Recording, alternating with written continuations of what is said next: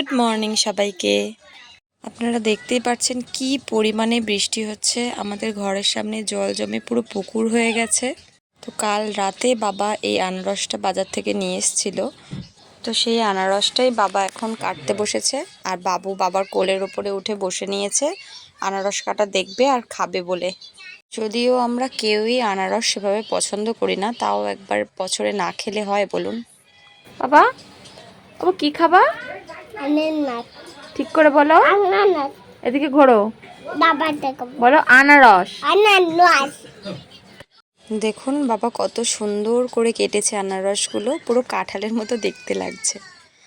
যাই হোক, আমি যেহেতু গাছপ্রেমী মানুষ, তাই আমার ইন্টারেস্ট এই ফেলে দেওয়া অংশটায়। আনারসের এই যে ওপরের অংশটা, এই অংশটা মাটিতে ঠিকঠাকভাবে পুঁতে দিলেই আবার গাছ হয়ে যায়, আর এর ওপর থেকে আবার নতুন আনারস বার হয়। তাই এটা নিয়ে আমি মাটিতে সুন্দর করে পুঁতে দিয়েছিলাম।